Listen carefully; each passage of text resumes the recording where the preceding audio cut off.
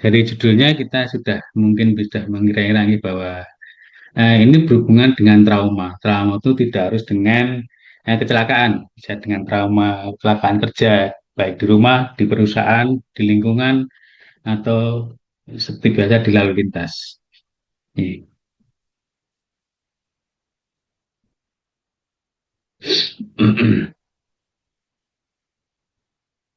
Ya, yang pertama mengenai pembalutan, ya. Jadi pengertian tindakan pertolongan pertama dengan menggunakan kain atau pembalut untuk menutup luka atau memberikan penopang pada bagian tubuh yang cedera ringan sampai dengan yang berat mungkin.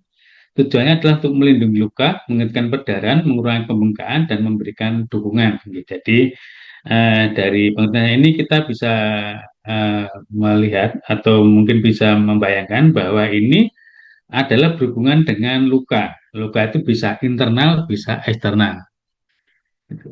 Hmm.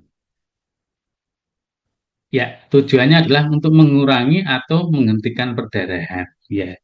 Yang kedua untuk menambahkan kontaminasi untuk stabilisasi. Kontaminasi itu adalah mengurangi terjadinya infeksi luka, infeksi sekunder yang mana mungkin sudah terjadi infeksi, jangan sampai nanti bisa terkontaminasi lebih lama kalau terlambat untuk melakukan pembalutannya.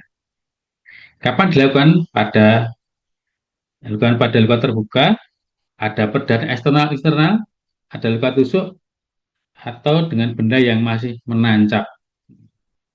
Jenis perdarahan, ini pembuluh darah kita di tubuh kita itu ada tiga pembuluh darah ya.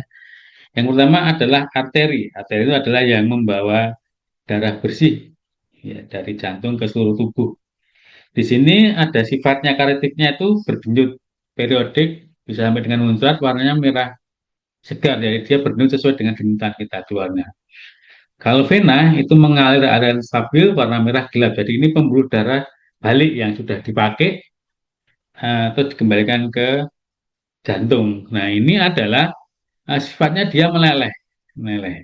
Jadi dia tidak balik-balik dengan yang arteri ya, jadi dia sifatnya meleleh. Saatnya kapiler, kapiler itu pelan merembes, jadi terlokalisir pada suatu tempat di situ. Itu kapiler. Nah, ketiga ini apabila terjadi perdarahan ada cara-cara sendiri untuk menghentikan pada saat prehospital atau di lingkungan.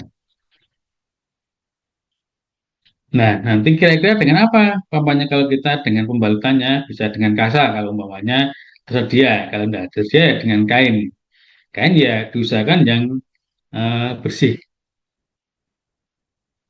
Terus bagaimana caranya? Bebat tekan untuk perdarahan eksternal, balutan donat untuk stabilisasi benda yang menancap.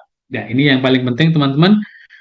Apabila menjumpai korban yang kena luka tusuk di mana benda asingnya itu masih menancap di tempat yang terkena. Jangan sekali-kali untuk mencabutnya. Jadi diusahakan malah kita fiksasi, kita buat dia tidak bergerak.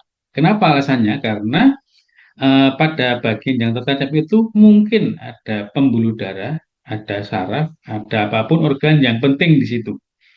Dengan adanya benda asing itu, dia bisa menekan atau menghentikan sementara terjadinya perdarahan yang secara langsung. Prinsip pembalutan, itu kita bisa memilih eh, bebatnya berdasarkan jenis bahan panjang dan lebarnya. Bila memungkinkan menggunakan bebat baru, ya. Memastikan bahwa kulit pasien di daerah yang terluka bersih dan kering. Jadi kita bersihkan dulu, kita cuci dulu, terus baru dilakukan pembabatan. Menutup luka sebelum pembabatan dilakukan di daerah yang terluka.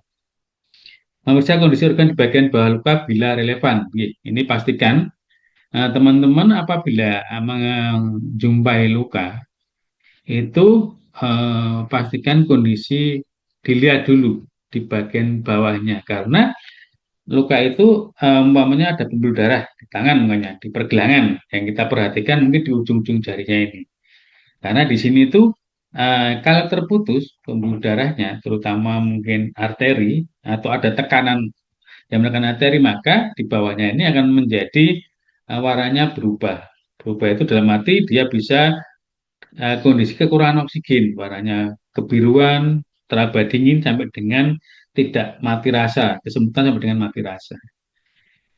Bila diperlukan, pasang bantalan untuk menekan daerah yang terluka. Ya, jadi sebelum kita bebat, kita kasih bantalan. Dan itu tujuannya adalah untuk menekan untuk atau menghentikan perdarahan. Jadi tubuh kita itu mempunyai namanya sel pembekuan darah. Nah, namanya di trombositnya itu yaitu dia akan berhenti setelah 3 sampai 5 menit sudah setelah kita tekan. Kecuali pada kasus-kasus tertentu di mana korban ada riwayat yang mengalami gangguan pembekuan darah. Terus yang ketujuh, mencari asisten atau bantuan bila bagian dari tubuh yang terluka perlu ditopang selama prosedur pengobatan dilakukan. Ya. Contohnya pada bagian kaki di mana kita akan melakukan pengobatan secara sirkuler. Jadi kita harus minta bantuan dari teman untuk atau siapapun di situ untuk mengangkat, membantu mengangkat. Manfaat pembalutan menopang suatu luka, misalnya tulang yang patah. Jadi ada patah, ya kita balut dengan bidenya itu kita balut. Mengimobilisasi suatu luka, misalnya bau yang seleo. Jadi kalau umpamanya kebetulan lukanya itu di bagian bahu, di mana di sini tuh ada sendi ya, sendi di lengan atas ini kesleo. Jadi istilahnya mungkin dalam medisnya bisa jadi dislokasi, jadi lepas sendinya. Jadi nanti kita lakukan pembalutan sekalian pembatan untuk mengistirahatkan. Memberi tekanan misalnya dengan bebat elastik pada ekstremitas bawah untuk meningkatkan laju darah vena. Ya, jadi ada beberapa pembalutan ini ada yang gunanya. Ada kalau kita dalam wound care perawatan luka itu adanya layer itu. Nanti kita buat 3 layer, 4 layer pada kasus dengan eh, ulcer vena ulcer. Menutup luka misalnya pada luka setelah operasi abdomen yang luas, nggih. Jadi ini pasti nggih. Jadi kalau ada apapun operasinya yang dengan adanya eh, tindakan operasi dengan pembedahan ini harus ditutup. Menopang bide dibungkus pada bide. Jadi pada saat pembidean memasang spalak itu kita pasang balutan. Memberikan kehangatan misalnya pada bandit flanel pada sendi yang rematik. Jadi ada pembatan tertentu pada kasus rematik di mana dia kasus dengan nyeri. Ya, nanti ada namanya bandit flanel ini ada ada rasa sensasi nyeri, sensasi hangatnya untuk mengurangi nyerinya. Meminta pasien memilih posisi senyaman mungkin. Jadi dipastikan pada saat dilakukan tindakan ditanya dulu apakah sudah nyaman posisinya.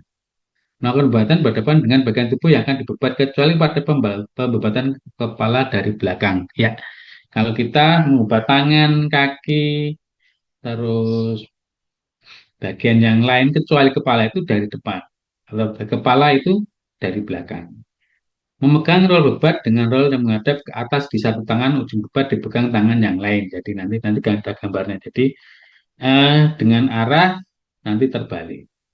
Mulai melakukan pembatan dari bagian bawah menuju ke atas, dari bagian dengan diameter terkecil menuju diameter yang lebih besar, dari dari tengah menuju keluar dari bagian tubuh yang terluka. Jangan mulai membebat dari di daerah yang terluka. Ya, kita selalu mulai membalut itu dari bawah ke atas, dari yang kecil ke terbesar. Jadi tujuannya apa? Apabila kita, dan namanya kita membantu pasti akan ada bendungan, walaupun persenannya tidak banyak. Biasanya kita beban itu tidak kurang dari lebih dari 20%. Ya, selama kita putar itu nanti akan mengakibatkan penumpuan cairan. Kalau kita membebannya dari atas, dari atas muter ke bawah gitu, sirkuler gitu, maka nanti akan bagian bawah akan mengalami penumpuan cairan. Bisa jadi menyebabkan penyempitan atau terjepitnya saraf pembuluh darah menyebabkan apa? Nanti namanya kompartemen sindrom. Jadi kematian jaringan di bawahnya. Ya, prosedur pembalutan. Perhatikan hal berikut. Lokasi dan tempat cedera. Luka terbuka atau tertutup. Perkirakan lebar atau diameter luka, gangguan terhadap pergerakan sendi akibat luka. Ini ya, jadi teman-teman harus pastikan lokasinya, tempat cederanya. Nah, tujuan itu apa? Untuk memilih balutannya. Lukanya terbuka atau tertutup. Ya, jadi kalau tertutup berarti kita kalau tutup itu jenisnya kayak apa umpamanya kayak memar. Itu nanti akan beda lagi alatnya. Perkiraan lebar dan Diameter luka itu menentukan pengobatannya. Gangguan terhadap sendi akibat luka. Jadi perhatikan jangan sampai kita atau bahkan menambah, mengurangi pergerakannya. Pilih pembaca yang benar. Jika terdapat luka, dibersihkan dulu dengan desinfektan. Jika terdapat dislokasi, jadi dibersihkan seanatomis mungkin. Ya, kalau ada luka, kita cuci dulu dengan air bersih. Kalau punya desinfektan, juga cuci dengan desinfektan. Ya. Terus kalau umpamanya ada sendi yang lepas, baik dimanapun itu jangan berusaha untuk mengembalikan posisinya, dibenarkan posisinya itu jangan. Ya, nanti akan ada beberapa resiko yang terjadi. Jadi apa yang ada itu dikunci, terus nanti dibawa ke rumah sakit. Tentukan posisi pembuat dengan benar berdasarkan pembatasan semua gerakan sendi yang perlu dimobilisasi. Jadi pastikan jangan sampai membebat itu mengurangi gerak yang sudah umpamanya sendinya kena di bagian sendi siku gini. Nah, ini dibebat. Jangan sampai nanti terus bebatnya sampai atas sampai dengan mengganggu sendi yang lain. Tidak boleh mengganggu pergerakan sendi yang normal. Itu tadi ya, buatlah pasien nyaman mungkin pada saat pembatan. Jangan sampai mengganggu peredaran darah ya. Tadi eh, apabila teman-teman mengobat itu terus dikaji ulang di bagian bawahnya. Apa tadi waktu pertama waktu mengobat dilihat dulu di bagian bawahnya ada masalah enggak. Setelah dibebat nanti dilihat lagi apakah ada masalah enggak sambatan. Melihat lagi apakah ada kebiruan, teraba dingin, kesemutan, sampai dengan mati rasa ya. Jadi ini mungkin kita membuatnya terlalu kuat. Gitu ya. Pastikan membuat tidak mudah lepas. Ini tekniknya ini. Ya, ini macam-macam pembebat. Yang paling simpel adalah menggunakan kain segitiga. Kalau kainnya tidak segitiga, ya dibuat segitiga. Ya, dibuat segitiga triangular banded ini. Nanti tinggal sesuai dengan kebutuhan secara untuk membuatnya atau membalutnya. Bisa dengan segitiga ini, atau kita lipat sekali. Kita lipat dua kali, ketiga kali, kita lipat tiga kali sampai empat kali sesuai dengan kebutuhan. Ada yang roller banded, jadi ini adalah elastis banded, jadi berputar untuk roller. Adhesif kompres ini jadi plaster untuk itu. Ini kasa. Traumapack ini adalah eh, jenis di mana Traumapack ini adalah biasanya diisi dengan air asis ini. Banded kompres, jadi ada yang banded yang kita gunakan untuk menekan, mengkompresinya. Ya, penanganan perdarahan. Oke, jadi kita tadi mungkin sudah mengenal tadi ya perdarahan arteri, vena, dan kapiler. Yang berbahaya itu adalah arteri dan vena. Apa yang kita lakukan apabila terjadi perdarahan di arteri, namanya di pergelangan tangan ini. Di sini itu di arah jempol ini ada pembuluh darah arteri. Ada dua, yang di ulnaris dan radialis. Nah, yang di sini umpamanya. Nah, tekniknya adalah kita berikan tekanan. Tekanan itu adalah di bagian atasnya luka, di atasnya luka, ditekan gitu. Jangan sekali-kali mengikat tangan. Biasanya ada yang saya sering menjumpai di IGD itu dia diikat tangannya terus dibawa ke IGD sampai di IGD ternyata jaringan yang di bawahnya ini sudah mati jari-jarinya karena ini diikat udaranya mati semua saraf-saraf udara mati. Jadi kita tekan di atasnya sampai dengan tidak ada atau berkurang eh, muncratnya itu tadi yang keluar dari itu tadi. Jangan lupa yang dua bagian luka tetap dibalut tekan sambil dibawa ke rumah sakit sambil ditekan begini, sambil ditekan ini. Ya, kalau yang vena, kalau vena itu adalah dia meleleh padahalnya. Kita tekan dulu 3 sampai 5 menit dengan kain yang bersih. Ditunggu dulu, jangan sering diintip. Diintip itu baru baru 60 detik diintip. Saatnya diintip. Oh, sudah berhenti belum ya? Oh, jangan. Jadi ditunggu minimal 3 menit. Kalau 3 menit, terus yang untuk menekankan itu tadi jangan dilepas langsung dibalutkan. Ya, karena kalau diambil nanti fibernya itu akan lepas lagi. Jadi kembali nanti bisa terjadi perdarahan. Kedua luka ini harus dijahit dan harus diberikan obat namanya antitetans yang bisa di rumah sakit. Itu ya, sampai dengan nanti tuh ternyata ada ligamen yang kena, ada tendon. Jadi selain pembuluh darah itu ada ligamen, tendon yang ada di sekitar tulang. Nih. Ya, ini yang untuk yang jenis yang untuk vena tadi ya teman-teman. Jadi nanti kalau mungkin umpamanya tempatnya luas atau diameternya ini luas atau panjang, ini kita bisa menggunakan kain ini. Ini adalah kain. Kain ini dikasih ditekan di sini terus dibalut mutar, dibalut sirkuler gitu. Terus dibawa ke rumah sakit. Jadi untuk mengurangi perdarahan selama transportasi selama perjalanan. Ya, ini contoh pembuat yang umpamanya ada di luka, ada di kepala. Ini contohnya. Pakai kain segitiga ya ini ya. Jadi ada beberapa tekniknya. Oke, terus eh, yang ini bisa di bagian tangan. Ini berlaku juga untuk pada kasus amputasi. Jadi luka itu kan ada luka putus atau luka amputatum, ada luka robek atau kulus laceratum, ada luka tusuk atau kulus punctum, atau yang luka robek teratur, kulus sisum. Ya, jadi ini luka kulus amputatum kita buat begini. Jadi awalnya ini dari ini dibuat banditnya bolak-balik ini nomor satu, dua diputar-balik. Kalau sudah semua 5 kali terus diputar kali. Ya. Oke, kalau ini ada maunya lukanya ada di bagian dada yang cukup lebar, kita caranya nalinya begini. Kali ini kita membuat gendongan. Gendongan apabila ada luka di bagian lengan atau tangan ini, biar tidak terlalu mengurangi gravitasi.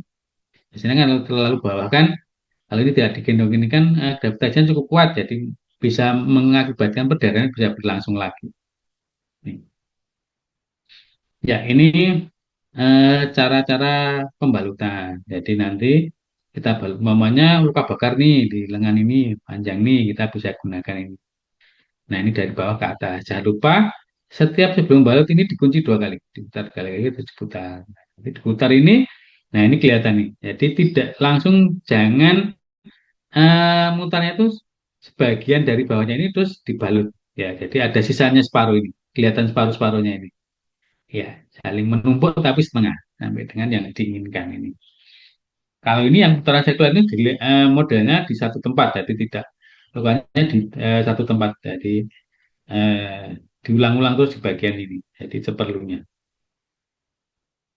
Ya, ini teknik apabila ada memar, kita bisa kadang menggunakan singkatan RICE ya, jadi rest, ice, kompres, dan elevasi. Jadi kita istirahatkan, terus dikompres, dikupas es, terus dibendit, tekan, baru tekan, sampai dengan ditinggikan 30 derajat. Ya, jadi untuk mengurangi semua gejala. Ya. Hmm.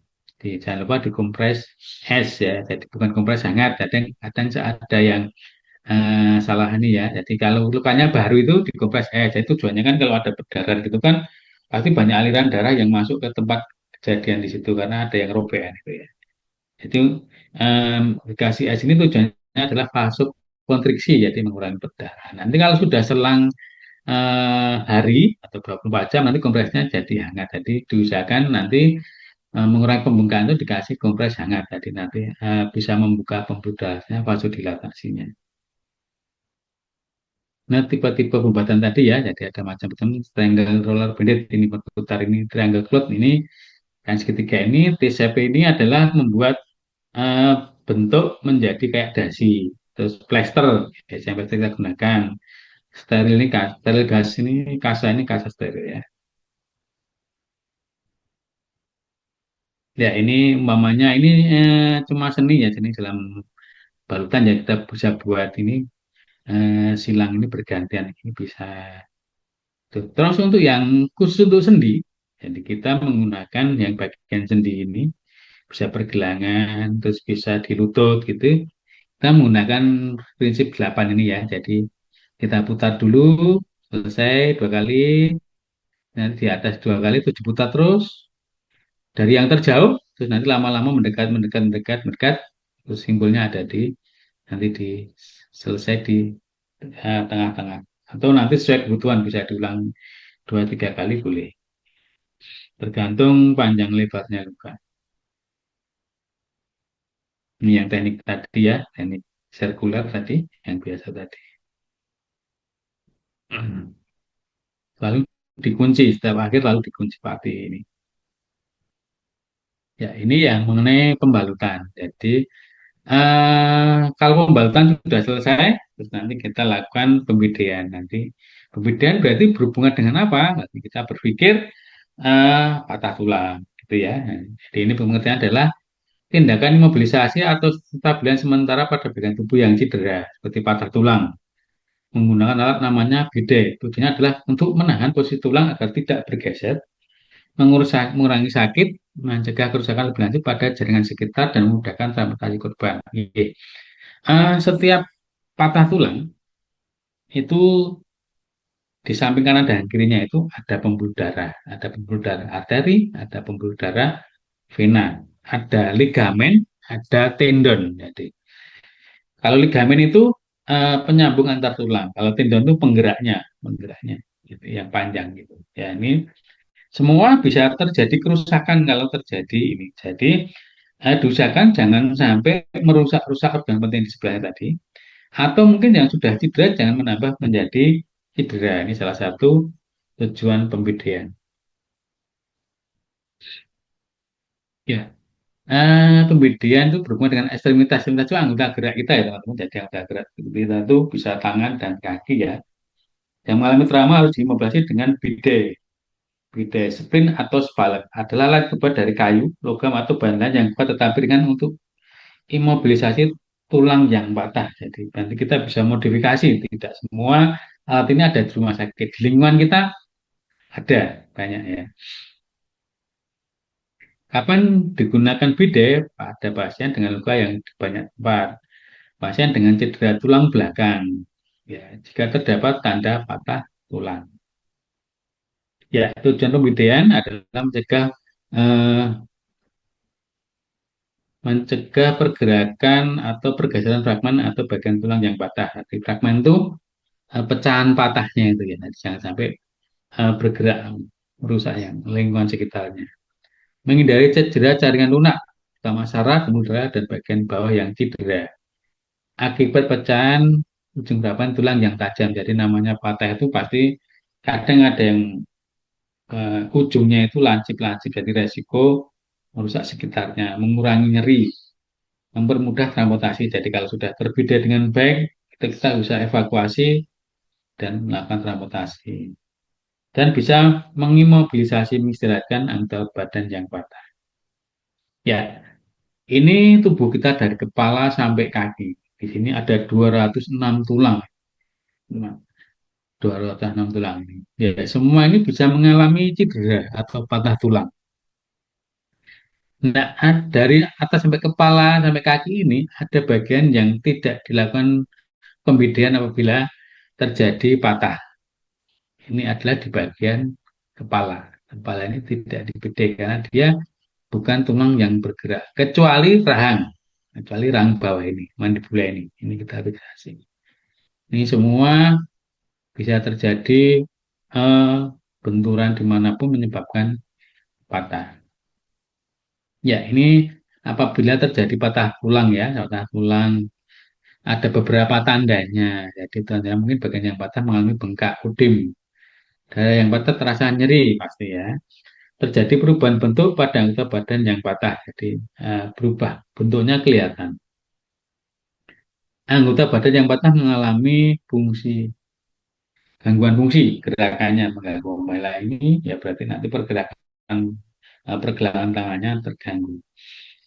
Apakah patah ada yang kelihatan tidak ada perubahan bentuk? Ada. Jadi patah itu ada yang posisinya masih baik, masih simetris ini. Ya, berarti apa yang bisa kita lihat dari tanda-tanda patah ini ya sih, selain perubahan bentuk ini berarti ada yang atas ini nomor satu, nomor dua, atau nomor tiga ini ya kita anggap lebih baik kita lebih hiperaktif atau kita lakukan pembidian daripada nanti ternyata di foto patah tidak kita lakukan pembidian. Ya, kalau secara dia harus dibuktikan di rumah sakit untuk dilakukan foto rongsen. Ya, ini patah tulang itu ada yang terbuka, ada yang tertutup ya. Jadi ini salah satu bentuk patah tulang terbuka. Jadi patah tubuh itu di mana organ tulangnya itu keluar dari kulit. Jadi atau mungkin dia keluar keluar terus masuk lagi. Jadi di situ kelihatan ada lubangnya. Jadi lukanya itu bentuknya luka VP, luka tusuk. Itu ada keluar darah yang mengalir dan biasanya kalau, kalau kita sering melihat tuh ada ada kayak minyak-minyaknya yang keluar, itu lemaknya yang keluar itu berarti kita anggap dia patah tulang terbuka. Nah, masalahnya apabila kita belum difoto nih, ternyata belum difoto ada luka luka tusuk. Nah, itu umpamanya kita curiga patahnya di pergelangan tangan. Oh, ternyata luka tusuknya di sini, di mungkin di dekat siku sini. Kira-kira ini disebut patah tulang terbuka enggak ya kira-kira. Jadi kisarannya adalah 3 sampai 5 cm dari kejadian luka itu kita anggap dia mengalami patah tulang terbuka. Karena nanti pada saat penanganannya berbeda. Ya. Golden periodnya akan lebih cepat, harus segera yang terbuka ini. Karena sudah terkontaminasi dengan udara luar. Ya, prinsip pembedaiannya jadi ya ini ya, jadi kita menggunakan papan ini terus kita balut. Ya, ini alat-alatnya ada macam-macam. Yang pertama sprint improvisasi, jadi ada tongkat, payu, kayung, koran, majalah apapun ya. Jadi kita kalau pakai kardus juga bisa, jadi kita lipat gitu. Atau kayu, tapi paling enggak dia sudah dialasi dengan kain dulu. Ya. Dipergunakan dalam keadaan emergensi untuk fiksasi ekstremitas bawah dan lengan dengan badan. Yang umpamanya ternyata tidak ada ini semua, ya, umpamanya tidak ada ini semua kira-kira. Umpamanya patahnya ada di bagian betis atau lutut di bagian kaki. Kita bisa menggunakan kaki sebelahnya. Jadi nanti di sela-sela kakinya dikasih kain dulu yang bantalannya, terus kita ikat kedua kakinya. Itu ini bisa alternatif apabila tidak ada alat ini semua. Bisa dilakukan pembedaian dengan kaki satunya. Atau mungkin tangannya, mungkin ya tangannya bisa nanti dengan diikat dengan badannya juga. Ini salah satu apabila kesulitan mencari pembedaian ini, alat pembedaian ini. Di sini sprint konvensional, universal sprint, stabilitas atas dan bawah. Jadi modelnya sama. Prinsip pembedaian. Pembedaian menggunakan pendekatan atau prinsip melalui dua sendi. Sendi di sebelah atas dan bawah dari patahan. Jadi kalau patahnya namanya di pergelangan tangan nih, pergelangan ini. Berarti sendi ini, yang tangan ini sama, ini harus istirahat. Tujuannya apa? Biar ini yang patahnya tidak ikut bergerak. Kalau cuma satu sendi yang atas, tok, ini dia bisa bergerak. Kalau sini, tok, ini bisa bergerak lagi. Jadi dikunci. Pakaian yang menutupi yang tergerak dicurigai cedera dilepas. Ya, periksa adanya luka terbuka atau tanda-tanda patah atau dislokasi. Jadi semua yang dicurigai adanya patah atau luka harus dibuka penanganannya. Periksa dan catat ada tidaknya gangguan aliran darah, pucat semutan pada bagian bagian bawah dari yang mengalami cedera baik sebelum dan sesudah pembedian itu yang saya bilang tadi awal tadi ya. Jadi eh, harus dipastikan semuanya aman. Oke. Tutup luka terbuka dengan kaca steril kalau ada, kalau tidak ada ya dengan kain bersih boleh kalau pre hospital ya. Jangan memindahkan berita sebelum dilakukan pembedaian, kecuali ada di tempat bahaya. Jadi dan jangan menambahkan gerakan pada area yang sudah curiga adanya patah tulang. Jangan membuat kerusakan lebih lanjut. Oke, ikatan jangan terlalu keras dan terlalu longgar ini nanti dipastikan dengan korban itu pasiennya. Apakah dia sudah nyaman dengan yang sudah kita pasang. Penggunaan bidet jumlahnya dua bidet saja diperbolehkan, tapi tiga bidet akan lebih baik dan stabil. Jadi kalau umpamanya tangan nih, jadi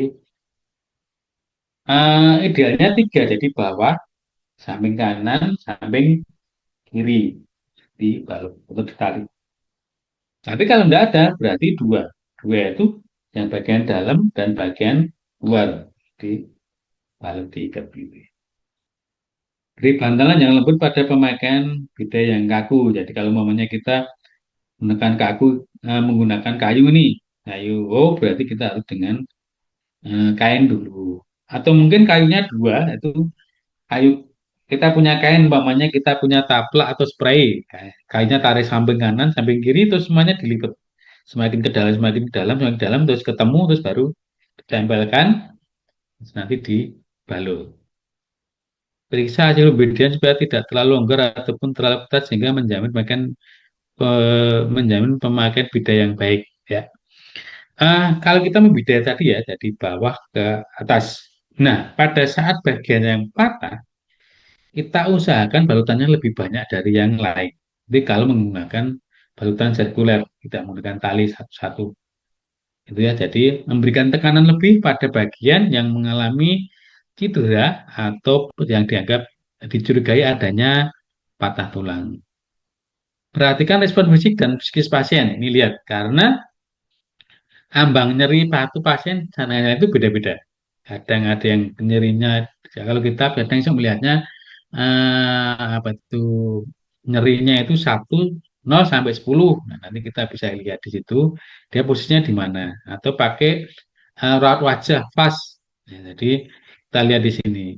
Kalau dia sudah tidak terlalu nyeri ya kita agak longgarkan dikit. Terus psikis pasien ini juga kita perhatikan, jika apakah dia takut, jadi sambil kita nanti beri motivasi. Ya, ini salah satu penting kalau umpamanya terjadi patah tulang di leher ini sangat penting ya teman-teman. Jadi di leher ini apabila terjadi patah atau retak, di sini tuh ada banyak saraf yang di sini yang mempersarafi di bawahnya. Dan di sini tuh ada nervus vagus yang mempersarafi mengatur nafas kita. Jadi kalau kita lihat mungkin di beberapa mungkin di media sosial itu yang ditekuk kepalanya ini melebihi sepertiga itu tak itu dia bisa meninggal. Nah ini adalah kita kasih penopang ini. Nah kalau kita pre hospital bagaimana caranya kita seringnya kita kalau memberita pakai sandal sandal jepit itu dilepas talinya pengaitnya itu terus dibuntel pakai kain segitiga terus ditutupkan di leher dari bagian atas. Klik. Ya, yang bagian dalam di bagian atas, yang bagian luar di bawah. Ya, simpulnya ke belakang, yang kanan masuk ke kiri, kiri ke kanan, terus nanti ditali di atasnya gini pakai sandal. Kalau untuk lehernya terlalu tebal atau diameternya panjang, kita pakai sandal dua ya, bawah atas gitu ya. Oke, ini kasus tertentu ya teman-teman. Ini kalau umpamanya, ini tadi ya, umpamanya luka tusuk nih, umpamanya kita melihat luka tusuk di bagian dada, bisa samping kanan, samping kiri, bagian atas ya. Jadi oh, kok kita raba ada embusannya nih, ada udara yang keluar masuk ini. Oh, berarti ada kebocoran ini. Apa yang kita lakukan? Kita bersihkan, terus kita plester pakai aluminium foil ini atau plastik, terus di plester 3 sisi. Ya, occlusive dressing namanya, 3 sisi ini. Nah, harapannya satunya ini untuk keluar masuknya nafas. Ya. Jadi kalau teman-teman ini nafasnya plester 3 sisi itu segera bawa rumah sakit. Ya, jadi yang ini, yang sisi bawah ini tujuannya adalah untuk ah, apa itu untuk keluar masuknya udara. Kalau ditutup nanti nafasnya jadi berhenti. Ini ya, ngumpul semua di dalam ini mendesak paru-parunya. Jadi gitu ya. Jadi paru-paru itu nanti paru-paru itu kan kanan dan kiri. Nah, dia itu dibungkus oleh pleura. Di antara paru-paru dan pleura itu ada sekatnya, ya sekatnya. Jadi ini ada kebocoran di situ di, di pleuranya itu. Nah, kalau di pleuranya itu bocor, dia akan masuk ke atas atau keluar. Jadi kalau kita bumpeti, nanti pleuranya mengembang, paru-parunya kedesak, jadi kolaps nanti. Ini ya, kalau kasus-kasus tertentu dengan luka tusuk di bagian dada ini. Ada lagi yang patah tulang di bagian ini. Ini ya, kebetulan tidak ada gambarnya ini. Ada tulang di tulang iga nih. Ya, dari tulang iga itu kalau cuma patah satu itu tidak masalah karena antara iga satu satu dua dan sebelah sebelahnya itu kalau patah satu dia akan kembali lagi ke atas. Bermasalah kalau umpamanya ya jadi kalau patahnya satu gini dia akan kembali lagi karena diikat dari samping kanan dan kiri. Tapi kalau patahnya lebih dari dua atau dari tiga dan beberapa tempat dia bisa anjlok, set, anjlok ini. Nah kalau anjlok ini berarti ada apa organ di bawahnya di situ? Itu ada paru-paru, ada jantung. Yang sering terjadi adalah paru-paru yang terdekat dengan ini akan menusuk. Nah, apa yang kita lakukan untuk biar tulangnya ini kembali lagi gini, biar kembali, ya, biar kembali lurus gini. Ya, jadi nanti teman-teman pakai plester coklat yang biasa beli di apotek-apotek itu, terus di plester umpamanya nih, ini bagian yang patahnya ini kelihatan menonjol gini. Di dadanya sini bagian menonjol ini umpamanya. Di sini menonjol. Terus kita ambil di bawahnya ini sekitar 2-3 cm. Terus ini di plester, ditarik. Di plester sini, tarik sampai ke belakang sini. Sampai di ini batas tulang belakang ini. Tarik lagi. Jadi lebar. Jadi melebihi bagian yang patah. Jadi, jangan satu searah patahnya, tapi kanan kiri dilebihkan terus ditarik ke belakang. Ini tujuannya adalah kayak kalau kalau ini apa kulitnya ketarik itu nanti harapannya tulangnya yang nusuk ke bawah ini tadi dia bisa naik lagi nih. Diklap namanya. Oke, ini contoh-contohnya patah tulang ini ya. Jadi teman-teman ini perlu bantuan teman ya, bisa 2 orang, bisa 1 orang di sini. Terus nanti dibalut. Ya, nanti harapannya bisa menjadi lebih baik posisinya begini. Jadi kalau patah tulang di bagian lengan ini. Jadi ini kalau ini pakai kayu ini dialasi dulu. Ini bagian yang ini bisa dikasih bantalan ini boleh di bagian di tangan ini. Ini ya contoh-contohnya ya. Ya ini ya, kalau di lengan ini kayak gini di lengan ini. Ini bisa pakai sandal, bisa ini bisa sandal kanan kiri. Dikasih ngetiaknya dikasih kain dulu terus dikasih sandal ini boleh dibalut. Ya, kalau bisa, kalau maunya sikunya bisa ditekuk, kita gendong ini untuk mengurangi gravitasi. Ya, ini cara membuat gendongan ya. Jadi, yang ketiga ditaruh di dada, yang bagian lancip diarahkan keluar sini, segaris dengan sikunya ini. Terus, lancip ini dimasukkan sini. Lancip yang kedua ditaruh di bersilangan. Nanti bentuknya menjadi talinya begini. Talikan gini. Jangan lupa yang ujungnya tadi bisa dirapikan. Tidak kayak pakai peniti ini. Cara membuat gendongan. Ya, atau kita menggunakan modifikasinya begini. Le, jadi tinggal modifikasi. Kalau ini dikit ini. Ya, ini cara membuat gendongan ini bisa dikunci lagi pakai ini juga boleh. Biar gerakannya lebih sempit, maksudnya mengurangi gerakan. Itu ada patah tulang di bawah sini, tali lagi sini. Ya, ya, ada dua kan segitiga ya, jadi yang atas ini sama yang bawah. Kalau ini mitela, ini adanya di rumah sakit atau di apotek ya. Ya ini pakai apa ini? Boleh ini pakai kardus ini boleh diputar gini set. Ini patah tulangnya kemungkinan ada di lengan tangan atas bagian bawah di sini. Ini ya. Oke. Terus nanti buat gendongan gini pakai tali juga bisa. Ya ini cara membalutnya ya. Jadi pegangannya yang bawah ini satu memegang atau 2 orang terus nanti baru dibalut sampai dengan dibuatkan kain segitiganya untuk menggendongnya. Ya ini kalau patah tulang di bagian ini tulang selangka, tulang bahu ini. Jadi kanan kiri ini kita itu ada tulang selangkanya ini ya, di ini ya. Patah, dia kan pasti anjlok ini kalau patah. Nah, ini dibuat namanya ransel perban nih, jadi perban ini. Ini cara membuatnya nanti dimasuk ke tiak, ditali di sini. Nanti bentuknya udah dari depan jadinya begini. Atau dibuat kain apa itu pakai kain roll bandage yang sirkular dibuat begini. Ini jadi nanti tujuannya dia menjadi anu gini, membusungkan dadanya gini. Ini pada patah tulang di bagian selangka atau tulang bahu ini kanan bisa kiri. Ya ini kalau patah tulang di bagian paha. Kalau paha ini eh, kalau bisa sampai atas ini kayunya ini karena kita mau mengistirahatkan sendi yang ada di ini sendi paha ini. Ini sendi paha dan sendi lutut ini diistirahatkan.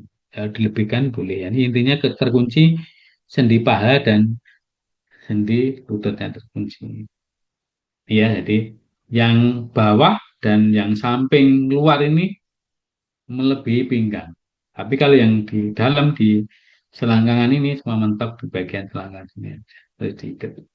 Cara miketnya nanti setiap sendi harus dikunci ya. Jadi umpamanya sendi ini di sini, di sini ini dikunci.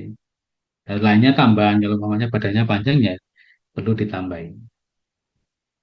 Ya ini kalau di bagian kaki bisa dibuat begitu ya, teman-teman. Jadi nanti eh, kalau perlu ditambahi bahannya. Jadi umpamanya ini ya, jadi ini satu, kemudian tambah lagi bahan di sini satu lagi, terus baru ditali. Jadi ini kanan kiri ya. Nah, ini menggunakan papan ini bisa. Nah kalau ini apa? Kalau ini di bagian eh, apa itu pergelangan kaki umpamanya tidak punya apa-apa di situ ya kita pakai ini aja enggak masalah. Diistirahatkan sendinya di sini ditali terus dibawa ke fasilitas kesehatan. Ya. Oh ya, ini tambahan satu lagi teman-teman. Bapak Ibu semuanya. Kalau curiga patahnya di tulang panggul, ini gambarnya tidak ada ini. Jadi ada nyeri di bagian panggulnya, ya panggulnya kita. Nah itu dengan cara sling pelvis, nah, sling panggul namanya. Jadi eh, buat kain atau mungkin bisa pakai ini ya, pakai spray, spray dilipat, lipat-lipat, terus dikasihkan memutar di panggulnya ini. Kalau curiga patahnya sebelah kanan, berarti simpulnya ada di sebelah kiri. Kalau patahnya curiga sebelah kiri, simpulnya ada di sebelah kanan.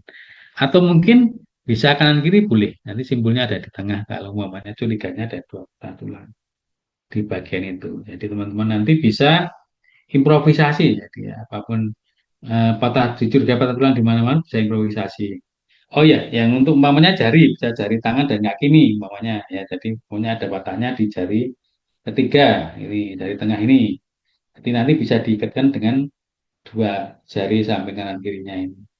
Di sini juga bisa. Ini juga bisa diikatkan.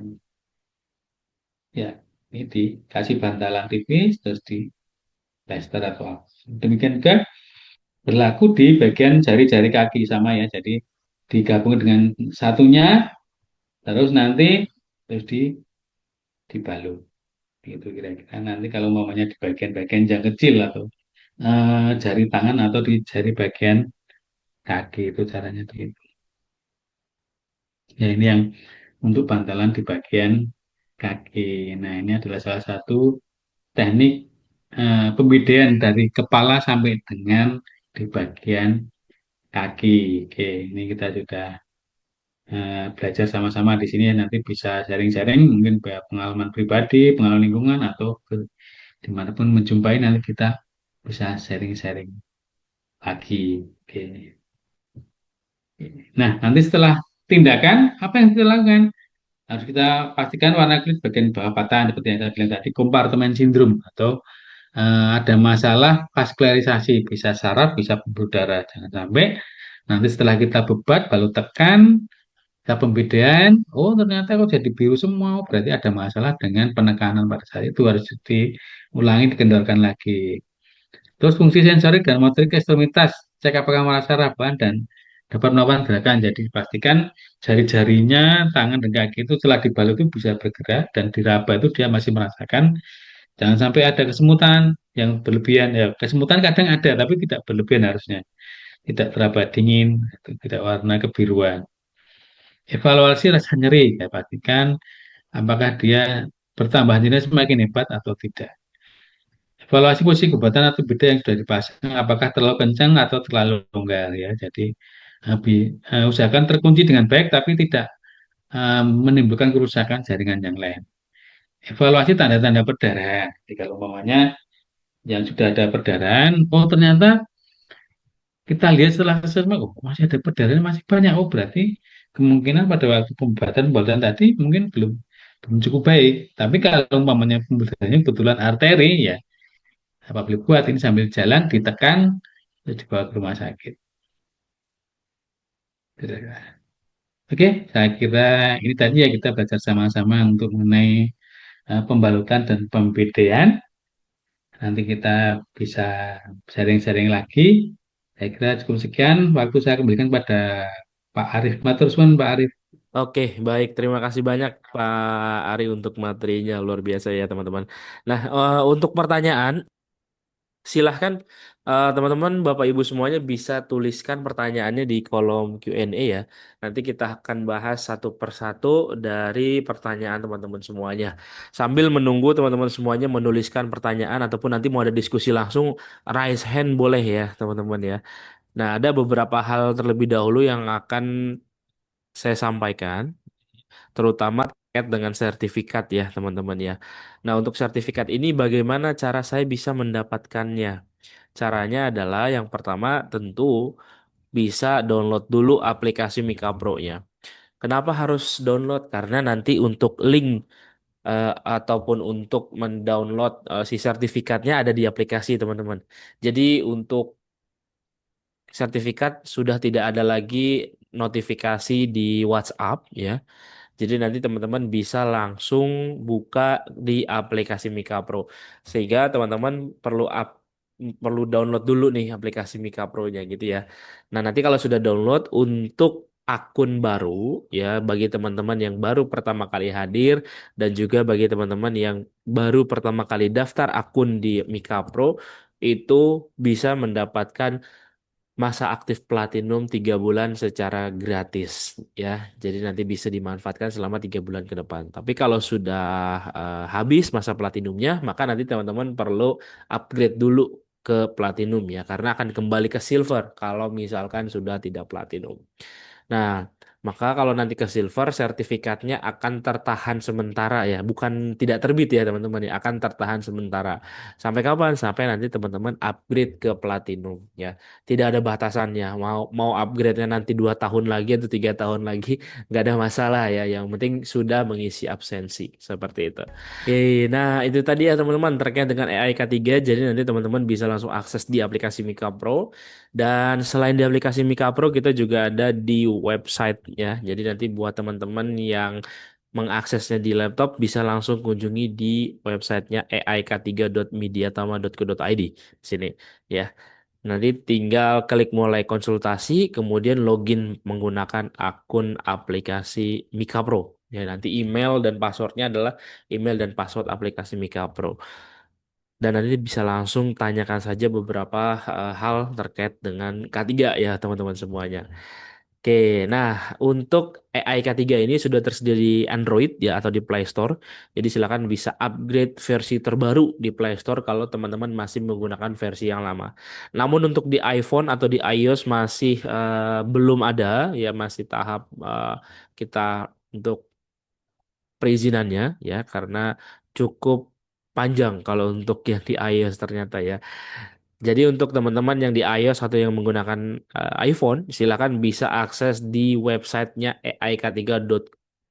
aik3.mediatama.co.id. Ya, jadi bisa lewat website dulu kalau untuk teman-teman yang pengguna iPhone ya. Seperti itu. Nah, kalau misalkan teman-teman semuanya ingin mempelajari materi terkait bidang K3, bisa nih menggunakan channel YouTube-nya Kak Cideni untuk bisa nonton lagi video-video webinar yang ada di Mediatama. Jadi nanti bisa ditonton lagi video-video webinar yang ada di sini dan juga teman-teman bisa mempelajari materi-materi K3 lainnya ya.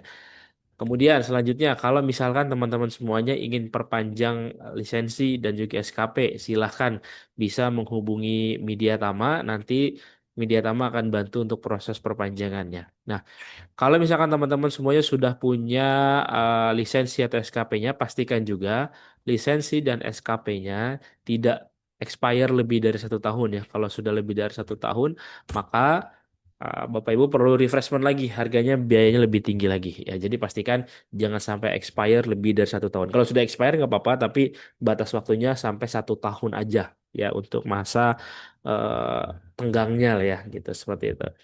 Kemudian kalau misalkan teman-teman semuanya ingin terjun ke dunia K3, bisa mulai dari mengikuti sertifikasi ahli K3 umum Kemenaker RI. Dan ini kita akan laksanakan di tanggal 2 sampai 16 Desember dan ini full online. Jadi nanti teman-teman bisa ikuti pembelajarannya secara online Zoom, nanti untuk pendidikannya minimal D3 ya untuk bisa mengikuti sertifikasi ini. Nah, kalau Bapak Ibu semuanya sudah punya income nakar, boleh juga nih lanjut ambil sertifikasi yang BNSP-nya, ahli K3 BNSP.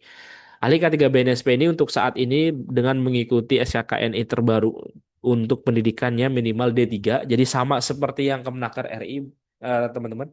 Jadi nanti buat teman-teman yang SMK atau SMA itu bisa ikut yang operator ataupun juga yang petugas. Ya, nah ini. Kemudian nanti perbedaannya apa nih antara petugas dan operator? Kalau teman-teman punya pengalaman di bidang K3, ambilnya yang petugas. Tapi kalau yang belum sama sekali, ambil yang operator ya. Oke, dan ini harga masih sangat terjangkau dibandingkan harga di luaran sana, teman-teman. Harga di luaran sana bisa sampai 2,5 juta, ada yang 3,5 juta ya. Mediatama 1,4 aja kalau untuk yang petugas, operator 1,3, kalau yang ahli 1,5. Seperti itu ya. Beda 100.000 ya dibandingkan petugas kalau untuk yang ahli. Oke, nah, kalau misalkan kita sudah punya ahli K3 umum Kemnaker, bisa lanjut lagi ke auditor SMK 3 Kemnaker RI. Dan ini pendidikannya minimal adalah D3 dan juga sudah ahli K3 umum, teman-teman. Ya, jadi ini adalah langkah selanjutnya ketika kita sudah punya ahli K3 umum. Ini juga full online nanti pembelajarannya ya selama 1 minggu.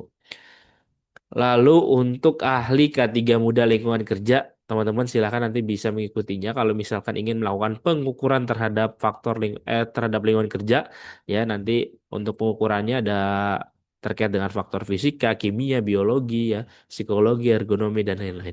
Nanti teman-teman akan praktek langsung bagaimana cara mengukur terkait dengan lingkungan kerja. Ya akan ada prakteknya nanti di Jakarta ya, teman-teman. Lalu di sektor kelistrikan kita ada teknisi K3 listrik, pembelajarannya blended training. Artinya nanti ada prakteknya langsung ya untuk melakukan pekerjaan di bidang K3 di kelistrikan. Ahli K3 listrik di 2025 ini sudah berakhir, teman-teman. Jadi nanti kita akan buka lagi di 2026 karena jadwalnya itu November sampai Desember ya. Pembelajarnya kan 18 hari. Jadi cukup panjang sehingga di Desember ini untuk yang dimulai Desember tidak ada. Jadi nanti akan kita mulai lagi di Januari ya, teman-teman. Karena di Desember akhir itu Kemenakernya sedang ada maintenance. Jadi tidak memungkinkan untuk diadakan jadwalnya di akhir Desember. Lalu untuk di sektor konstruksi kita ada ahli muda K3 konstruksi dan ini minimal pendidikannya SMA sudah bisa ikut ya. Jadi teman-teman silakan bisa mengikuti pelatihan ahli muda K3 konstruksi ya bagi teman-teman yang bekerja di sektor konstruksi. Kemudian untuk di perancah kalau misalkan Bapak Ibu semuanya mengawasi perancah ya bisa ikut yang supervisor perancah. Tapi kalau yang memasang dan membongkar perancah ambilnya yang teknisi K3 perancah. Dan ini blended training. Nanti prakteknya di Tangerang ada, di Karawang juga ada kalau untuk yang supervisor perancah. Jadi teman-teman Mediatama punya lokasi atau punya kantor baru di Karawang. Jadi buat teman-teman semuanya yang daerah Karawang dan sekitarnya bisa mengikuti pelatihan Mediatama yang ada di Karawang. Salah satunya ada di antaranya adalah supervisor perancah dan teknisi K3 perancah ini. Masih ada lagi yang lainnya ya. Kemudian untuk petugas pemadam kebakaran kelas D, ini teman-teman bisa ikut juga nih pendidikannya SMP minimal ya, dan nanti akan ada praktek langsung juga. Lokasi prakteknya di Tangerang ya, teman-teman. P3K, Media Tama juga ada nih P3K, dan ini pembelajarannya full tatap muka. Nah, lokasi praktek dan offline-nya itu ada di Jakarta, Jakarta Barat, dan juga di Karawang. Ya, ada 2 kelas. Ya, ada 2 kota juga di Karawang dan di Jakarta Barat, teman-teman. Kemudian untuk K3 ketinggian kita ada TKBT dan TKPK. Kalau misalkan teman-teman semuanya bekerja di ketinggian masih ada pijakannya, masih ada platform perancah yang diinjak, maka bisa ambil TKBT. Tapi kalau sudah bergelantungan di atas tali, silakan bisa langsung ambil yang TKPK tingkat 1. Dan ini pembelajarannya sama-sama blended training, artinya nanti prakteknya saja yang dilakukan secara offline ya, teman-teman. Lalu forklift Media Tama juga ada nih forklift untuk pembelajarannya di tanggal 2 Desember ya. Nanti teman-teman bisa ikuti pelatihan ini ya. Prakteknya juga di Tangerang ya, di Kunciran Tangerang dekat Alam Sutra. Teknisi K3 ruang terbatas ini juga ada kelasnya di Media Tama untuk pembelajarannya blended training nanti prakteknya saja yang offline, 1 hari di Tangerang juga. Lalu migas dan pengawas, ya operasi migas dan pengawas ketiga migas, keduanya pembelajarannya secara online training dan ini sertifikasinya dari BNSP. Jadi nanti teman-teman bisa ikut sertifikasi untuk operasi dan pengawas. Bedanya apa? Kalau pendidikan teman-teman adalah D3, langsung ambil pengawas saja tanpa harus ambil operasi juga boleh. Tapi kalau teman-teman belum ijazahnya belum D3 nih, masih SMA atau SMK, bisa ambil yang operasi ketiga migas, ya, PNSP. Investigasi insiden ini juga penting bagi teman-teman semuanya yang saat ini menjadi seorang HSE. Penting memiliki kita bisa um, memiliki keahlian terkait dengan investigasi insiden ya, teman-teman. Lanjut lagi Himu dan Hima, Media Tama juga ada untuk program sertifikasi Himu dan Hima. Pembelajaran juga secara blended training, nanti praktek dan asesmennya dilakukan tatap muka di Jakarta Barat ya teman-teman. Kemudian untuk K3 laboratorium, teman-teman nanti bisa ikutan kalau saat ini bekerja di bidang laboratorium. Dan ini masih ada harga terjangkaunya ya teman-teman semuanya ya di 2,5 juta. Tapi biasanya kalau untuk yang 2,5 juta ini pembayarannya H-10 ya. Nanti bisa ikut di beberapa kelas lagi yang lainnya yang bisa dapat harga 2,5 juta. Lumayan potongannya 1 juta, teman. Oke, nah ini adalah ATK yang akan teman-teman dapat. Silakan nanti bisa menghubungi tim Media Tama untuk teman-teman bisa daftar pelatihan. Nanti untuk ATK-nya ini yang akan teman-teman dapat. Tapi nggak semua ya, hanya beberapa saja tergantung dengan pelatihan sertifikasinya. Nah, kalau misalkan teman-teman semuanya ingin mempelajari materi K3, lalu bisa kunjungi websitenya mediatama.co.id. Ya, di sini ada banyak sekali materi-materi K3 yang bisa teman-teman semuanya pelajari. Dapat sertifikat, dapat juga modul ya, teman-teman. Nah, nanti teman-teman semuanya bisa langsung pelajari di sini tanpa harus menunggu kapan waktu pembelajarannya dimulai karena videonya sudah ada semuanya. Nah, bagi teman-teman semuanya yang lagi mencari kerja, ada di website Media Tama di menu karir di sini ada banyak sekali ya lowongan pekerjaannya. Silakan nanti bisa lamar saja, masukkan saja CV-nya. Otomatis nanti teman-teman sudah terinput sebagai CV-nya masuk ke emailnya perusahaan ya. Dan sebenarnya Mediatama tidak terafiliasi dengan perusahaan-perusahaan yang ada di sini. Mediatama hanya merangkum apa yang ada loker yang ada di luaran sana. Jadi nanti loker-loker khusus K3 Mediatama kumpulkan jadi satu, ditaruhlah di website Mediatama seperti itu. Jadi Mediatama hanya menjembatani. Jadi kalau ada pertanyaan, kok saya udah lamar di Mediatama untuk lokernya, tapi kok belum kepanggil? Ya itu balik lagi dari keputusan si perusahaan ya teman-teman ya, bukan dari Mediatama. Mediatama hanya menyediakan platformnya saja. Oke, kemudian kalau belum punya CV bisa langsung buat CV di Mika Pro ya. Nanti bisa pilih template, isi biodata, selesai, bisa tinggal langsung download. Nah, kalau misalkan teman-teman semuanya pengen buat lagi juga boleh ya, nanti tinggal download lagi saja seperti itu. Nah, kemudian kalau ada yang ingin mengetahui informasi lebih lanjut terkait dengan sertifikasi Kemenaker RI, BNSP, dan pun in-house training, silakan bisa hubungi nomor yang tertera di depan layar ataupun bisa WhatsApp tim kami ya teman-teman, namanya Beni, Soka, Risma, dan juga Amanda.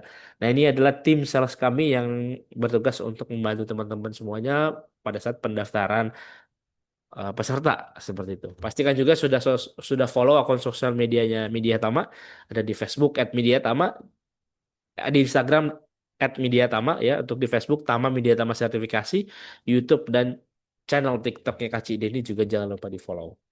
Kalau ada yang ingin informasi terkait dengan kerjasama, ya bisa hubungi nomor yang tertera di depan layar ataupun ingin bergabung menjadi instruktur di Media Tama ya seperti Pak Ari hari ini, silakan bisa hubungi saya ke nomor yang ada di sini. Silakan bisa di screenshot dulu ya, screenshot dulu untuk nomor saya. Oke, baik. Ya, itu tadi ya teman-teman semuanya terkait dengan informasi yang teman-teman akan dapat yang sudah dapatkan dan saya akan kirimkan link absensinya terlebih dahulu untuk teman-teman semuanya yang ada di sini. Jadi pastikan teman-teman semuanya mengisi ya absensinya sampai berhasil. Jadi kalau misalkan belum berhasil atau misalkan ragu ya tadi sudah terkirim atau belum ya, silahkan teman-teman bisa isi lagi aja sampai teman-teman yakin kalau sudah berhasil mengisi absensi. Karena nanti absensinya itu ujungnya bisa mendapatkan sertifikat ya. Oke, sudah saya share di kolom chat. Silakan teman-teman isi. Buat teman-teman yang ingin bertanya seputar materi kita hari ini, silakan bisa dituliskan di kolom chat ya. Kolom Q&A ya, teman-teman. Oke, ini ada pertanyaan dari Pak Suparman Prakoso. Yang pertama, setiap proyek pekerjaan sebenarnya yang berkewajiban untuk menyiapkan perlengkapan atau peralatan ketiga itu siapa ya, Pak? Nah, ini agak sedikit tapi nggak apa-apa lah. Oke. Silakan Pak Ari. Oke, baik, terima kasih. Memang dalam suatu proyek atau pekerjaan yang dikira beresiko, itu memang alat-alat P3K itu memang seharusnya disiapkan, ya. Disiapkan dari pihak yang penyelenggara atau penanggung jawab proyek itu.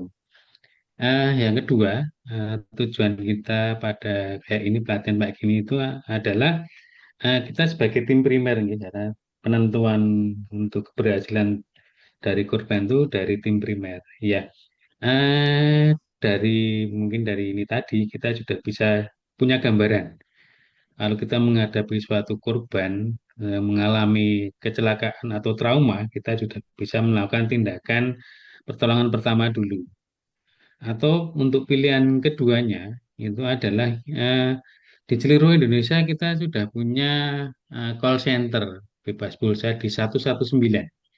Itu akan terhubung dengan call center PSC, itu ada setiap kota yang akan segera datang di tempat kejadian di situ untuk pertolongan lebih lanjut untuk advance-nya. Jadi kalau mau ditanya apakah siapa yang berhak menentukan peralatan ketiga salah satu first aid-nya, alat-alatnya, nggih. Harapannya pada setiap proyek ini memang sudah tersedia alat-alat tertentu yang sekiranya dibutuhkan, dibutuhkan. Jadi dilihat dari mungkin bisa tidak semua harus tersedia semua. Jadi disesuaikan dengan resiko yang akan terjadi. Jadi di situ bisa dilihat yang terjadi dan alat yang disediakan untuk pertolongan pertamanya. Gitu kira-kira Pak Arif. Terima kasih. Oke, kalau untuk ruang IGD itu juga sama Pak. Untuk di ruang IGD untuk pertolongan kecelakaan kerjanya juga perlu disediakan kalau untuk di IGD.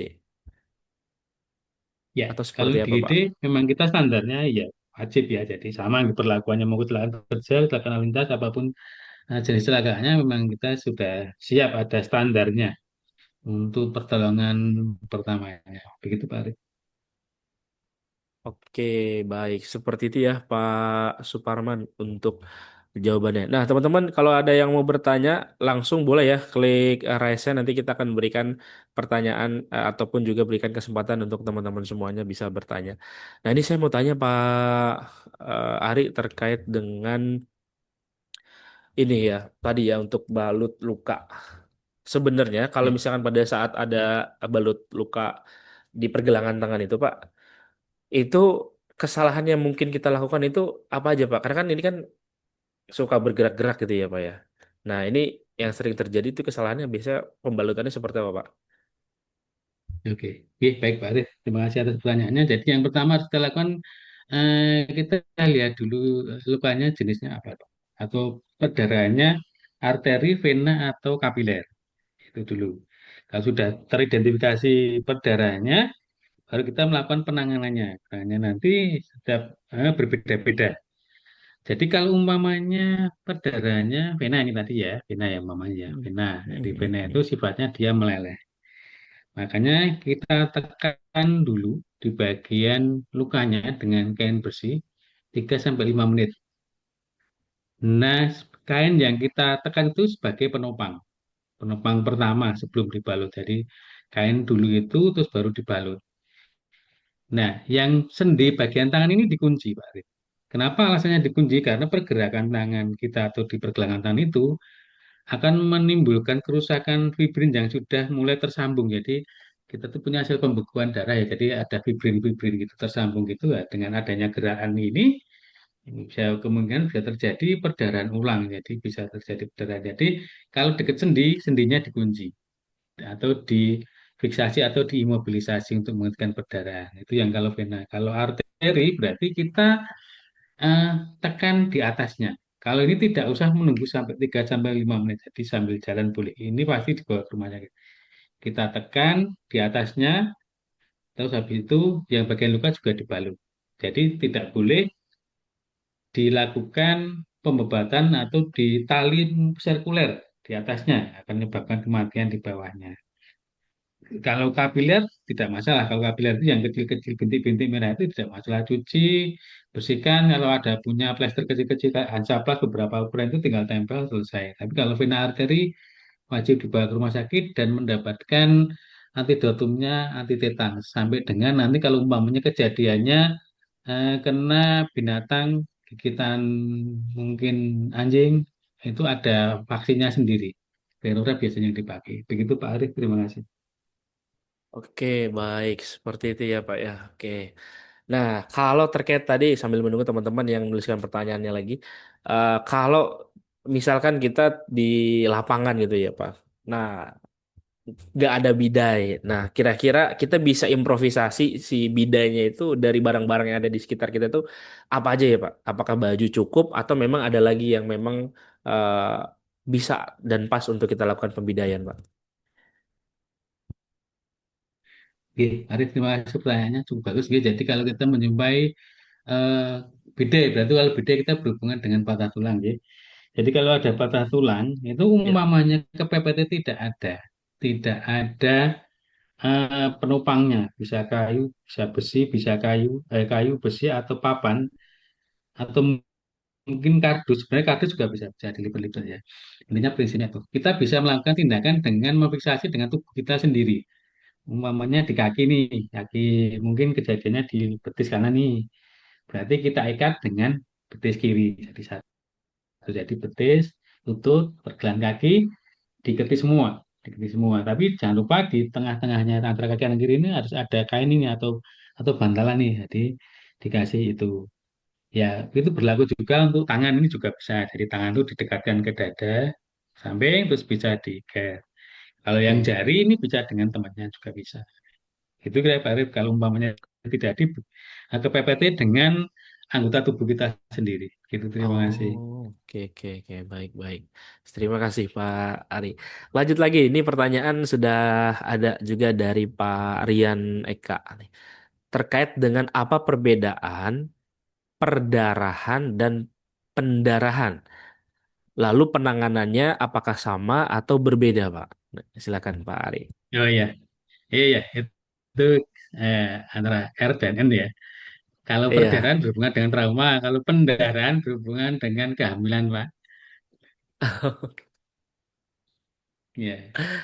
Oke, Cuma berarti kata-katanya biasanya kalau pendarahan eh, untuk kasus kehamilan, nah, itu pendarahan dari hmm, alat vital gitu ya. Vagina mungkin ya, non sewu, ya.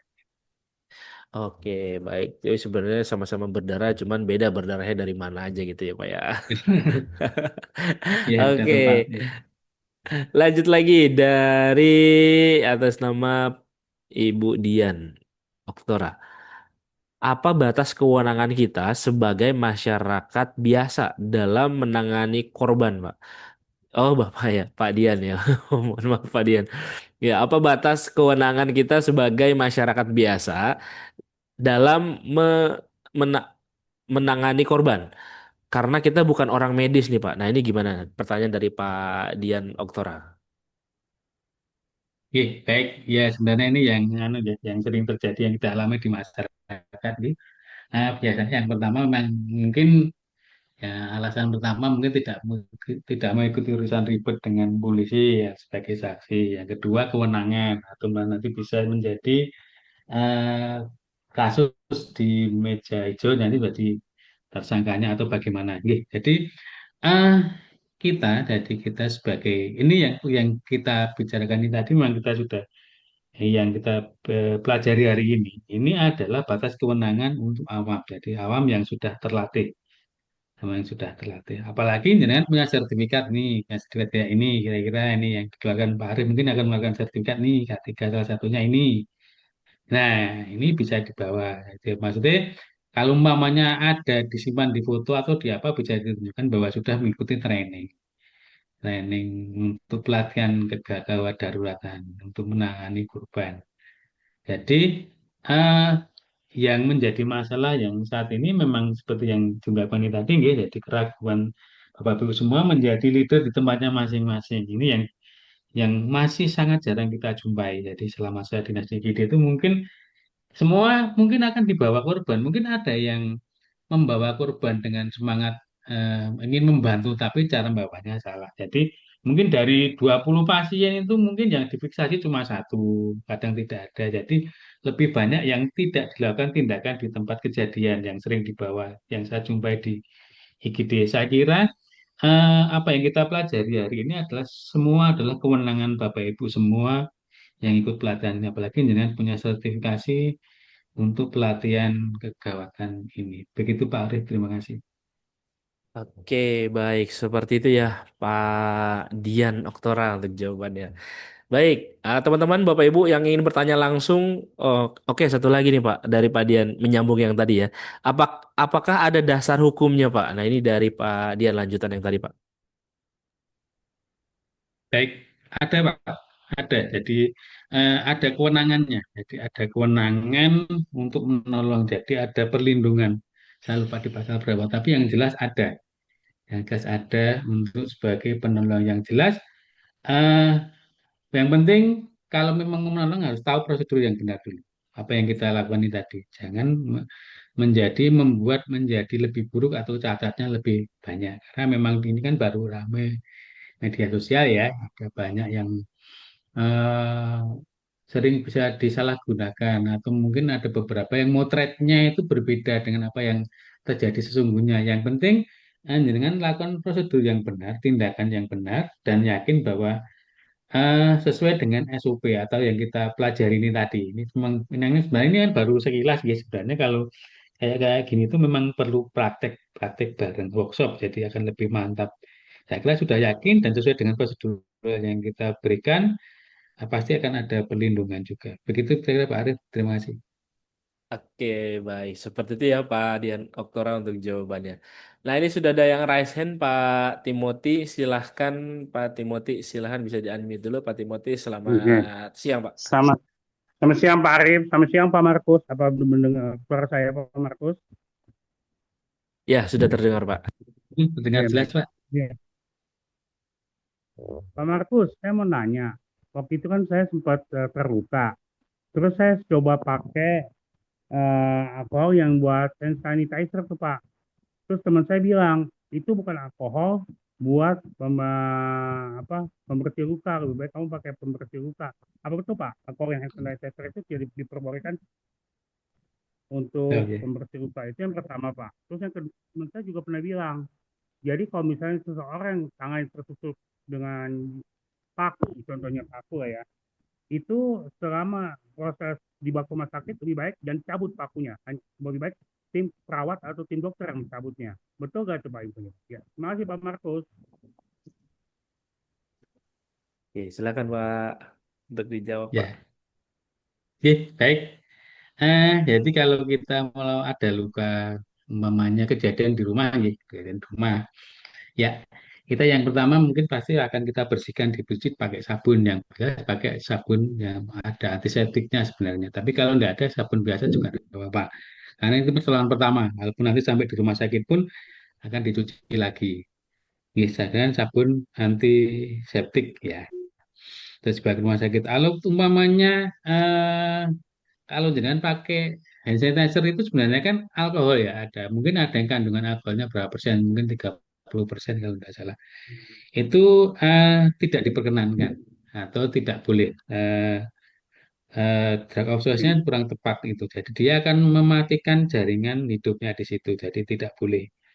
Kalau ada betadin malah boleh. Betadin yang kandungannya betadin pekat itu 100% itu boleh. Jadi dicuci pakai. Kalau kira-kiranya tidak dibawa rumah sakit atau bentuknya lukanya luka pembuluh darah kapiler, silakan dibersihkan, dicuci pakai sabun, dibersihkan, dikeringkan, terus ditempeli apapun yang ada di sekitar kita yang ada. Bisa pakai handy plus yang ukurannya beberapa itu karena dia sudah ada antibiotiknya di dalam tengahnya itu. Tapi kalau umpamanya mau dibawa ke rumah sakit, jangan cuci dulu pakai sabun, habis itu terus baru tekan terus bawa ke rumah sakit. Itu jawaban yang pertama. Yang kedua, luka tusuk ini sudah kita tadi ya, sudah kita bahas tadi ya. Jadi jangan sekali-kali kalau sudah tertusuk, jangan sekali-kali mencabut di tempat kejadian atau dimanapun pada saat kejadian. Karena apa? Karena bagian yang tertusuk itu, jadi luka tusuknya itu dia mungkin sebagai penopang untuk menghentikan perdarahan. Ada saraf, ada pembuluh darah, ada uratnya, tendon, sama mungkin ya itunya penyambung tulangnya juga ada. Jadi jangan dicabut. Resikonya apa? Yang pertama bisa perdarahan yang pertama, perdarahan. Jadi jangan awalnya dia juga ikut menopang, dan kalau dicabut penopangnya lepas, jadi menyebabkan perdarahan bisa berlangsung. Saya kira betul ya, jadi tidak usah dicabut, nanti biar dari petugas kesehatan yang akan mengevaluasi dan mencabutnya. Saya kira begitu Pak Arief, terima kasih. Oke, baik, seperti itu ya Pak Timothy. Saya kalau dengernya aja udah agak ngeri ya. Kalau untuk tertusuk seperti itu ya. Oke, tapi sebenarnya kalau misalkan itu nggak boleh dicabut, tapi kan itu kita bisa yang apa ya, pembalutan donat itu ya Pak ya, balutan donat itu ya Pak ya. Nah itu cukup Pak, seperti itu aja. Ya, nggih, jadi istilahnya kita pembalutan donat ya. Jadi eh, kita lingkari itu pakai kain atau apa di bagian yang tertusuk itu, terus nanti di blaster bisa ya. Jadi bisa Hmm, di blaster, bisa enggak. Yang penting dia posisinya tidak menjadi banyak bergerak. Jadi untuk menahan jangan sampai menjadi tertusuk lagi atau menjadi dia kendor lagi ke atas atau sampai dengan terlepas. Jadi diusahakan dengan posisi semula dari awal kejadian sampai dengan di rumah sakit. Kira-kira begitu, Pak. saya pernah lihat juga Pak yang terkait luka tertusuk itu ada anak kecil. Ini di sosial media ya. Jadi ketika tertusuk dia darahnya nggak keluar. Berarti artinya ketika tertusuk dia kayak nggak semua darah langsung keluar ya Pak ya. Masih terhalang sama si benda yang nancap itu ya Pak ya. Dan dia kayak tertusuknya di kepala lagi. Nah itu sebenarnya dan dia masih bisa jalan. Itu apakah memang dia masih berfungsi atau memang memang udah nggak apa ya kayak mati rasa gitu Pak? Ya, oke, Pak. Jadi kalau lukanya tusuk, jadi tergantung dia kena pembuluh darah apa tidak. Kalau Hmm. dia kena vena atau arteri pasti akan berdarah. Tapi kalau tidak keduanya ini berdarahnya tipis sekali. Itu persis Oh, kalau kita kasih suntikan ya, suntik di pantat, suntik apa itu kan dia ya, luka tusuk itu. ya. Biasanya kan kita menghindari pembuluh darah ini, pembuluh darah vena atau pembuluh darah arteri. Jadi bekasnya itu perdarahnya sampai tidak kelihatan sedikit sekali. Tapi kalau dia Hmm. tergores, Hmm. mengelupas gitu atau skin loss, itu Hmm. malah perdarahannya malah kelihatan lebih banyak. Jadi ada bentuk-bentuk itu. Jadi itu kapiler kalau itu pembuluh darah kapiler. Jadi luka tusuk itu belum tentu semuanya terjadi perdarahan, tergantung lokasinya. Hmm. Lokasinya Hmm. apakah di situ ada pembuluh darah, arteri atau vena. Kalau tidak ada itu ya minimal sekali perdarahannya. Tapi resikonya Hmm. lebih berat. Resiko yang terjadi yang pertama sering terjadi adalah karena adanya ini ya resiko terjadi tetanus yang sering terjadi.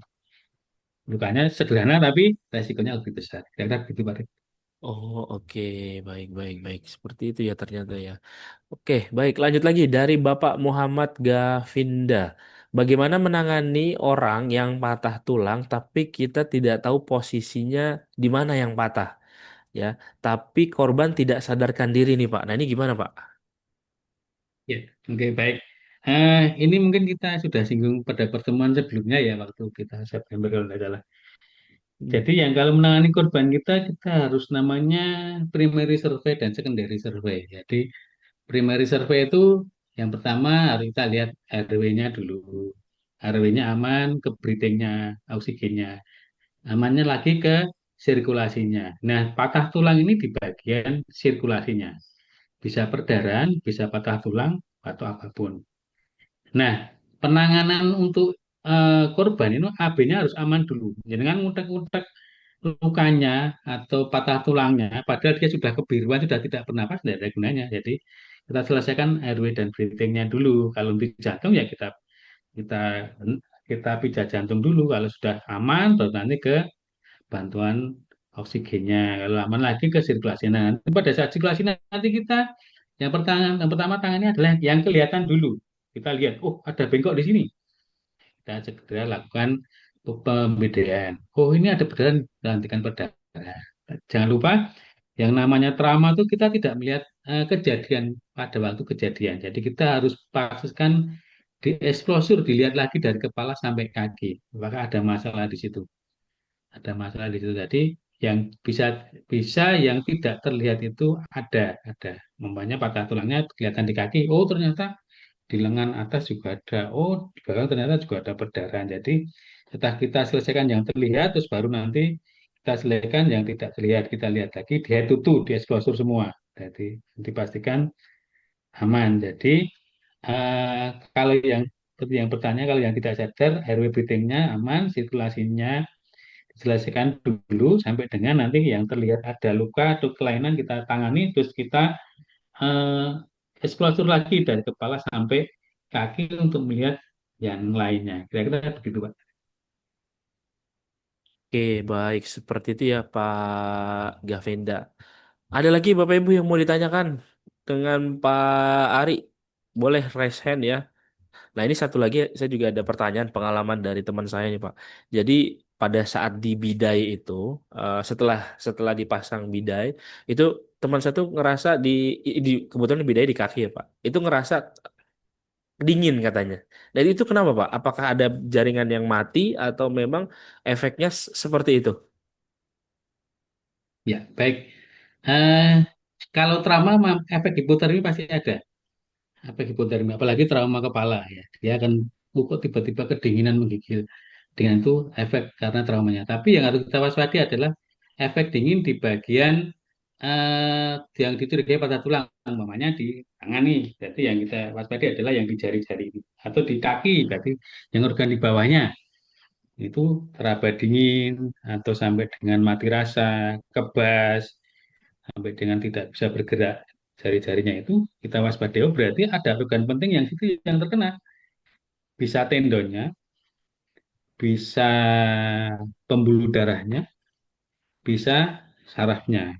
Kalau sudah keberadaan itu ya wis gak apa-apa, yang penting kita atasi pendarahan dulu. Seperti yang kita bilang tadi, jangan menambah menjadi atau yang sudah ada jangan menjadi lebih buruk. Kalau sudah ada jangan menjadi yang lebih buruk. Jadi umpamanya kita balut tekan nih, awalnya baik, terus dibalut tekan kok tiba-tiba ujungnya menjadi biruan. Oh, berarti ini kemungkinan karena pembuatannya yang terlalu berat.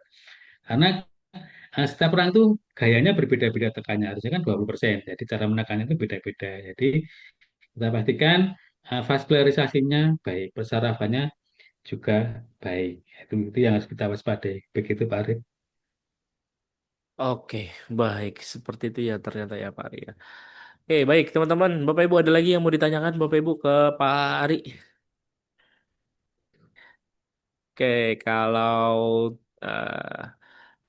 nah mungkin saya penasaran satu lagi nih Pak, kalau di lapangan ya Pak ya, gimana cara paling mudah kita bisa ngebedain perdarahan arteri, vena, kapiler secara cepat untuk orang awam kita yang di lapangan itu gimana Pak?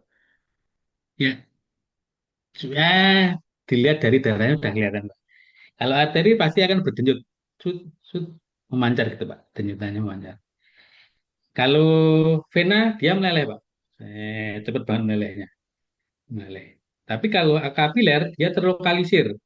Nah, gini kayak kita lihat tuh, dia cuma di sekitar lukanya, tidak ada ininya, tidak meleleh dan tidak memancar. Jadi bedanya ada tiga, memancar, meleleh, dan terlokalisir. Memancar arteri, meleleh vena, terlokalisir kapiler. Ini aja yang apa, yang tiga ini yang perlu kita Oh kenali iya. untuk Hmm. perdana. Ya, Oke, baik.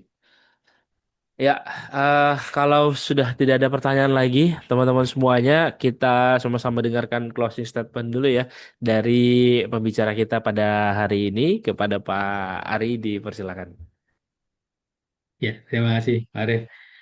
Harapan kita teman-teman, Bapak-Bapak Ibu semua di sini, eh, eh, teman-teman semua jadilah bukan yang pertama, tapi jadilah yang utama pada setiap kejadian. Utama dalam arti sebagai penolong dan sebagai leader di tempat masing-masing. Begitu Pak Arief, terima kasih. Oke, baik. Terima kasih banyak Pak Ari dan juga teman-teman semuanya. Luar biasa hari ini kita banyak dapat ilmu ya teman-teman terkait dengan pembidayaan ya dan juga pembalutan. Nah, teman-teman. Oke, nah buat teman-teman semuanya pastikan yang belum mengisi absensi silahkan bisa diisi terlebih dahulu absensinya. Jangan sampai teman-teman semuanya kelewat untuk mengisi absensi ya karena kalau webinarnya sudah berakhir maka untuk absensinya sudah tidak bisa diisi lagi. Jadi silakan bisa diisi terlebih dahulu dan nanti teman-teman bisa mendapatkan akses sertifikatnya di aplikasi Mika Pro. Ya, jadi informasi sekali lagi untuk notifikasi di WhatsApp untuk penerbitan sertifikat. Kalau dulu ada linknya, link absensi, link download sertifikat. Nah, kalau sekarang sudah tidak ada teman-teman karena eh, bisa langsung teman-teman cek aja di aplikasi Mika Pro ya. Karena masih error untuk WhatsApp notifikasi yang ada di sistem otomatisnya Mediatama. Sehingga nanti teman-teman bisa langsung cek aja secara mandiri di aplikasi Mika Pro. Nah, kemudian satu lagi informasi selanjutnya terkait dengan webinar setiap Sabtu, teman-teman kan biasanya ada yang dapat informasi dari link Telegram, dari Telegram, grup Telegram ya, ada juga dari grup pelatihan yang teman-teman alumni, ada juga dari grup-grup sebelah, grup kantor atau grup yang teman-teman miliki ya. Nah, saya juga memahami kalau misalkan Telegram banyak yang nggak punya ternyata juga ya, walaupun sebenarnya di Telegram ada banyak, ada 9.000 lebih yang bergabung, cuman sepertinya tidak seaktif di WhatsApp. Nah, oleh karena itu kami memberikan akses WhatsApp grup ya untuk info webinar. Jadi silakan teman-teman bisa bergabung ke dalam grup WhatsApp webinar Kolega Mediatama. Sudah saya kirimkan barusan di kolom chat. Silakan dilihat di kolom chat. Kemudian langsung bergabung aja ke dalam WhatsApp grup. Jadi nanti teman-teman juga bisa mendapatkan informasi webinar tiap hari Sabtu ya melalui WhatsApp grup. Dan tentunya di Telegram juga tetap kami akan informasikan juga. Jadi kita akan informasikan di Telegram dan juga di WhatsApp grup. Dulu sempat ada channel ya, channel webinar kolega ya. Nah, dan itu sudah tidak aktif lagi karena kalau untuk channel juga kurang aktif ya karena untuk channel itu lokasinya kita bukan di chat tapi di status jadi tidak terbaca ya. Jadi sehingga kami berikan WhatsApp grup baru untuk teman-teman bisa mengakses ataupun juga mendapatkan informasi webinar tiap hari Sabtu. Silakan join dulu ke dalam grupnya ya teman-teman semuanya sehingga Sabtu depan nanti teman-teman bisa dapat informasi dan reminder juga di dalam grupnya supaya nggak ketinggalan. Oke, baik terima kasih banyak sekali lagi Pak Ari dan juga rekan-rekan semuanya. Semoga apa yang disampaikan Pak Ari hari ini bisa bermanfaat untuk kita semuanya dan tentunya jadi keberkahan ya khususnya untuk Pak Ari sebagai instruktur instruktur kita atau pemateri kita hari ini. Oke, baik. Terima kasih sekali lagi Pak Ari dan juga Bapak Ibu semuanya. Pastikan bergabung ke dalam web grup Telegram dan juga grup WhatsApp untuk mendapatkan info cepat link registrasi webinar tiap hari Sabtu. Akhir kata saya mengucapkan terima kasih. Sehat selalu Pak Ari dan juga Bapak Ibu semuanya. Wabillahi taufiq wal hidayah. Wassalamualaikum warahmatullahi wabarakatuh. Terima kasih Pak Ari. Sampai jumpa di lain kesempatan Iya, Pak Ari. sama-sama Pak Arief, atur semuanya. Yo, selamat sore.